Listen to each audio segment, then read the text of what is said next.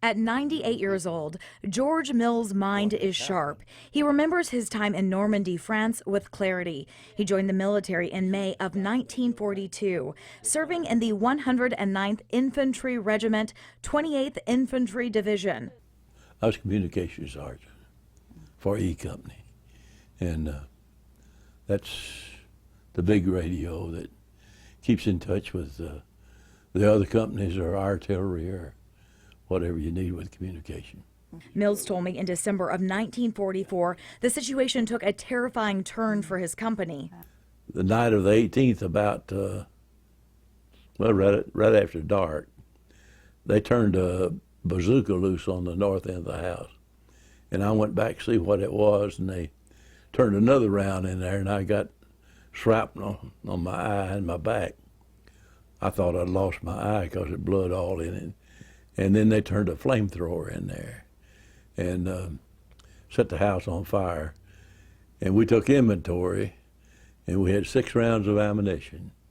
And there's no way you can fight 2 divisions with 6 rounds of ammunition. So the company commander surrendered the company. Mills became a prisoner of war. He told me each day he was only given a rutabaga and sugar beet for food. He was starving and weak, but held on to hope.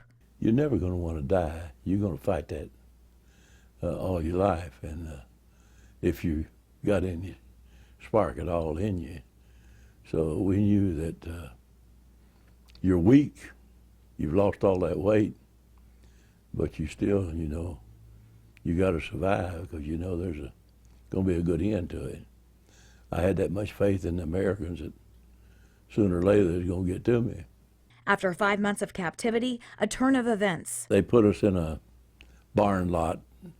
Now, there was about 900 of us when we started out. We were down to 240 at that time. And the next morning, we heard we thought it was a tank coming. And when we got to where we could see it, it was a half-track. And there was a command car with it. And when it got to where it turned, it had that big American star on the side of it, so we knew we were in heaven then. Mills has received several awards for his bravery and honored with the Purple Heart. Mills recently returned to Normandy for the 75th anniversary of D-Day. He says it wasn't the Normandy he remembered, and that's a good thing. So nothing but progress over there, and it makes you feel good. Sure does. Of the 4,414 Allied troops who died on D-Day, 2,501 of them were Americans. Mills told me many of his friends didn't make it home. Now he spends his days volunteering and visiting area schools to share his experience. And we thank Sergeant George Mills for his service. If you have a hometown hero that you would like to nominate, go to our website, waytv.com, click under the news tab. Each month we will feature a new hometown hero and present him or her with a gift as a token of our gratitude.